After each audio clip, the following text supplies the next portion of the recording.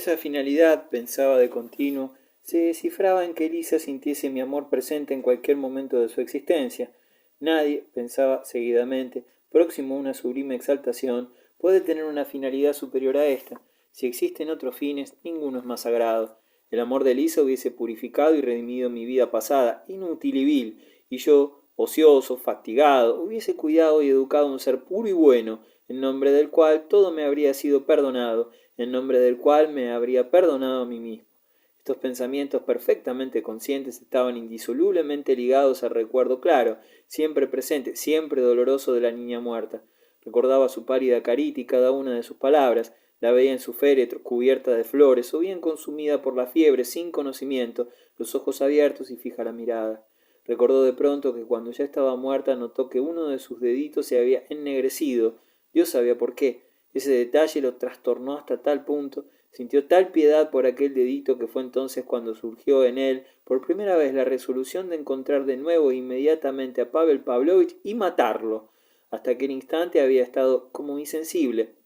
¿Fue la humillación sufrida en su orgullo infantil lo que había herido el corazón de la niña? ¿O bien fueron los sufrimientos que le había hecho padecer su padre durante 3 meses, aquel padre que había reemplazado el amor por el odio, que le había insultado, llenado de espanto y al fin abandonado a unos extraños? No dejaba de cavilar en todo esto y daba vueltas con infinitas variantes a las mismas ideas. Recordó también la exclamación de Tuzovsky: ¿sabe usted lo que para mí significa Lisa? Y comprendió que no era rebeldía de borracho, sino una exclamación sincera de cariño, como aquel verdugo pudo ser tan cruel con aquella niña a la que realmente quería. ¿Era eso posible? Pero rechazaba este pensamiento enseguida, ahuyentándolo de su mente. Había algo muy terrible, muy penoso e intolerable en aquella última pregunta. Un día, y casi sin darse cuenta, se encontró en el cementerio donde estaba enterrada Liz y se encaminó como un autómata hacia su sepultura. No había vuelto allí después del entierro. Creía que el dolor sería demasiado intenso y no se atrevía a ir. Pero cuando se inclinó sobre la sepultura y depositó un beso en la fría losa, sintió de repente un extraño alivio. La tarde era clara y el sol iba a su ocaso. Alrededor de las tumbas crecía una alta y fresca hierba y una abeja zumbaba en un macizo de agravanzos. Las flores y las coronas que los hijos de Claudia Petrovna habían depositado sobre la tumba seguían allí, marchitos, y por primera vez desde largo tiempo la esperanza refrescó su corazón.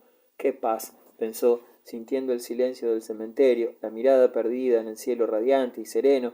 Una confianza extraña, pacífica y pura llenó su alma. Es Lisa quien me la envía, es ella quien me habla. Estaba oscureciendo cuando decidió regresar. No lejos del cementerio, siguiendo el camino, pasó cerca de una casita de troncos, una especie de taberna. Por las abiertas ventanas vio a los parroquianos sentados a las mesas. De pronto le pareció que uno de ellos, cerca de la ventana, le miraba también, y parecía hacerlo con extraña curiosidad. Era Pavel Pavlovich. Continuó su camino y pronto se dio cuenta de que era seguido. Pavel Pavlovich corría tras él. Indudablemente, la paz que se reflejaba en la cara de Belchaninov le había enardecido y dado ánimos. Al llegar a su altura sonrió temeroso, pero sin la habitual sonrisa de borracho. «Buenas noches», dijo. «Buenas noches», le respondió Belchaninov. 11. Pavel Pavlovich se casa. Apenas hubo contestado Belchaninov al saludo, se asombró de haberlo hecho. Le pareció asimismo extraño que la vista de aquel hombre no le provocase ira, sino que despertase en él sentimientos muy distintos y hasta nuevos, imprevistos. «Qué hermoso atardecer», ponderó Pavel Pavlovich precavidamente. «¿Todavía no se ha ido usted?», inquirió Belchaninov prosiguiendo su camino. Fue más una reflexión íntima que una pregunta. «Verá, he aplazado el viaje, pero he obtenido ya mi nombramiento para un puesto más elevado. Me iré pasado mañana, sin falta». «¿Obtuvo el nombramiento?». Esta vez sí fue una pregunta directa. ¿Por qué no había de obtenerlo?, se extrañó Pavel Pavlovich esbozando una mueca. «Lo decía por...». Belchaninov hizo un gesto vago. Con el ceño fruncido miró a Pavel Pavlovich de reojo. Observó con gran asombro que su traje, el sombrero hongo, guarnecido con el crespón, incluso el aspecto del señor Tuzovsky, eran mucho más decentes que 2 semanas antes. ¿Qué estaría haciendo en la taberna?, se preguntó. «Tenía intención Alexis Ivanovich de comunicarle una buena noticia», dijo de pronto Pavel Pavlovich. «¿Una buena noticia? Me caso». «¿Cómo?». «Después del dolor viene la alegría. Así ocurre siempre en la vida. Quisiera, Alexis Ivanovich, no sé si debo, tal vez tenga usted prisa, su aspecto. Sí, tengo prisa y no me encuentro nada bien. Sentía grandes deseos de desembarazarse de su compañía. Los buenos propósitos que había albergado se disiparon bruscamente. Yo quisiera... Pavel Pavlovich no acabó de expresar su deseo y Belchaninov no le alentó a continuar. Siendo así, continuó Pavel Pavlovich, se lo diré más adelante, si volvemos a vernos. Sí, más adelante, balbuceó apresuradamente Belchaninov y sin mirarlo reanudó su camino. Durante un minuto Pavel Pavlovich siguió a su lado en silencio. Bueno, entonces hasta la vista, pronunció al fin. Hasta la vista, y deseo que...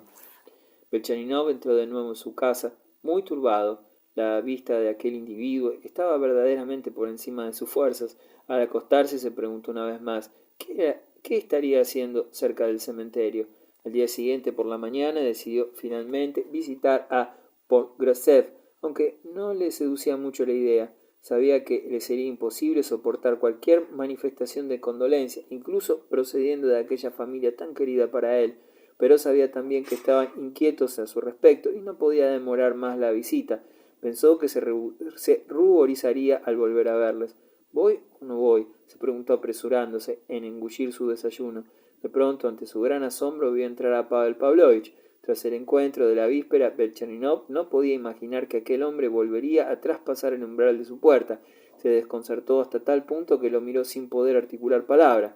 Fue Pavel Pavlovich quien, sin demostrar el menor embarazo, le deseó los buenos días y se sentó en la misma silla que ocupara 3 semanas antes, cuando su última visita, que Belchaninov recordaba con todo detalle. Lo miró inquieto y con evidente disgusto.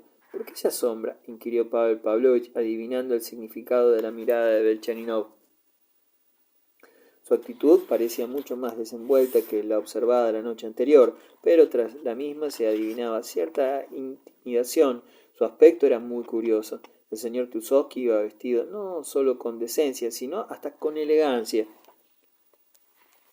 Una ligera levita de verano, pantalón claro ajustado, chaleco floreado, guantes, camisa blanca y, Dios sabía por qué, lentes con montura de oro. Todo irreprochable.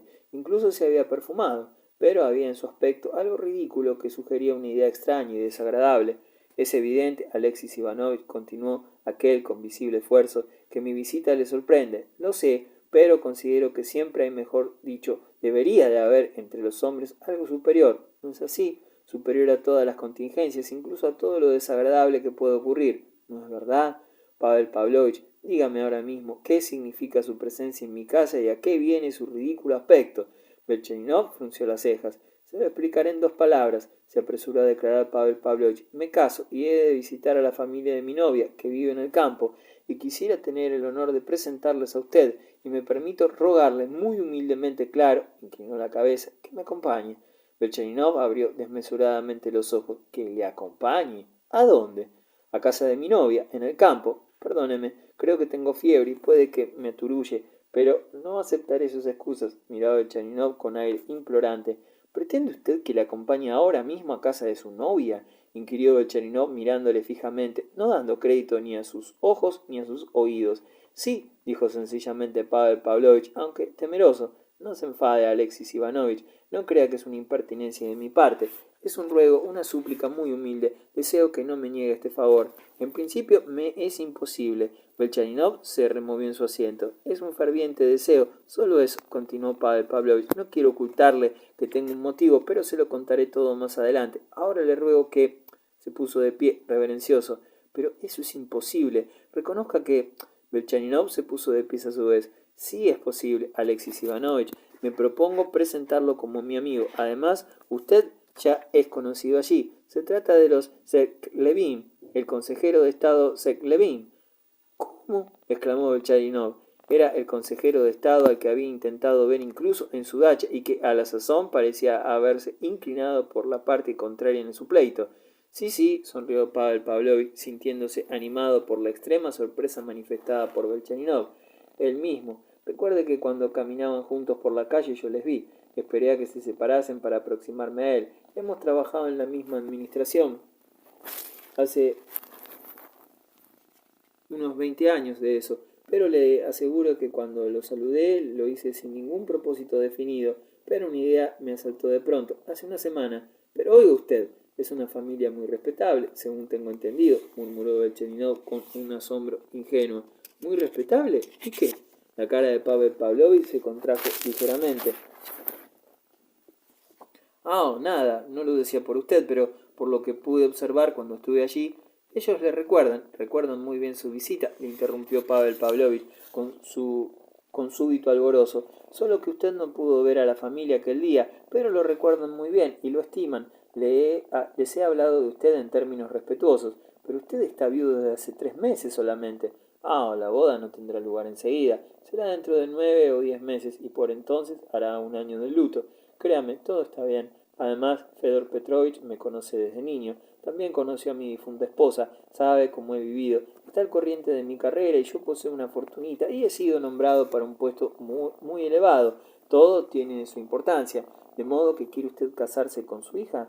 Se lo contaré en detalle. Pavel Pavlovich se frotó las manos de contento, pero permítame encender antes un cigarrillo. Además, usted lo verá por sí mismo hoy. En primer lugar, los hombres de negocios como Fedor Petrovich, aunque son muy estimados en Petersburgo en sus negocios, cuando llegan a sobresalir solo disponen de sueldo y lo demás sumas suplementarias como gratificación en las festividades, indemnización por la vivienda, la alimentación, etc. Y nada más. Falta el fondo, el capital. Viven bien, pero no pueden ahorrar porque son muchos de familia. Figúrese, Fedor Petrovich tiene 8 hijas y un hijo. Si hoy muriese, solo dispondrían de una módica pensión. 8 hijas. Piénselo, solo un par de botinas para cada una representan una suma importante. 5 de sus hijas están ya en edad de merecer. La mayor tiene 24 años, una muchacha encantadora, ya lo verá usted. La sexta tiene 15 y estudia todavía. Les conviene encontrar marido para las 5 mayores y cuanto antes mejor. Para lograrlo, el padre debe presentarlas en sociedad. ¿Y sabe usted lo que cuesta eso? Y he aquí que de pronto aparezco yo, el primer pretendiente llegado a la casa y además conocido y poseyendo un capital, y lo saben. Bueno, eso es todo. Pavel Pavlovich hablaba con exaltada alegría. ¿La que pide en matrimonio es la mayor? No es la mayor. Mi novia es la sexta, la que estudia todavía. ¿Cómo? Rió involuntariamente Belcharinov. Pero si usted ha dicho que solo tiene 15 años. Solo tiene 15 años ahora, pero dentro de 9 meses tendrá 16. 16 años y 3 meses. Siendo así, ¿por qué no? Pero, como ahora no sería muy conveniente anunciarlo, no le hemos dado publicidad, solamente lo hemos convenido con la familia. Créame, todo está bien. Pero todavía no es cosa decidida. Sí, completamente, está decidido, todo está bien, créame. ¿Y ella lo sabe? Por decoro aún no se lo hemos comunicado, pero ¿cómo podría ignorarlo? Pavel Pavlovich guiñó un ojo con malicia. Bien, me hará el favor Alexis Ivanovich, concluyó con timidez. Pero, ¿qué tengo que hacer allí? Además, añadió apresuradamente, como no pienso ir de ningún modo, no me presente más argumentos. Alexis Ivanovich, ¿es que piensa que voy a compartir el aislamiento de un coche con usted? Recapacite. El sentimiento de antipatía, de disgusto que se había disipado con la incesante charla de Pavel Pavlovich renació en él con más fuerza. Un instante más y lo pondría en la puerta. Estaba también disgustado consigo mismo, sin saber por qué. Usted se sentará a mi lado, Alexis Ivanovich, lo hará y no se arrepentirá, dijo Pavel Pavlovich con emoción. No, continuó haciendo un gesto con la mano en respuesta a un brusco movimiento de impaciencia de Belchaninov. Alexis Ivanovich, piense un poco antes de tomar una decisión. Veo que no me ha entendido. Comprendo muy bien que no podamos ser buenos camaradas. Yo no soy tan estúpido que no lo entienda, pero el favor que le pido en este momento no ha de causarle molestias en lo futuro. Además, me marcho definitivamente pasado mañana. Después será como si nada hubiese ocurrido. Es solo por un día. Al venir a su casa abrigaba esperanzas en la nobleza de sus sentimientos, Alexis Ivanovich, en los sentimientos que estos últimos tiempos han podido despertar en su corazón. Creo que hablo muy claro. Oh, no es bastante todavía. Pavel Pavlovich estaba visiblemente agitado. Belchaninov le miró asombrado. «Usted me pide que le haga un favor», dijo pensativo, «y demuestra tal insistencia que me hace desconfiar. Quiero saber algo más. El favor consiste en que me acompañe, solo en esto. Después, a la vuelta, se lo contaré todo, como si usted fuese mi confesor, Alexis Ivanovich. Confía en mí».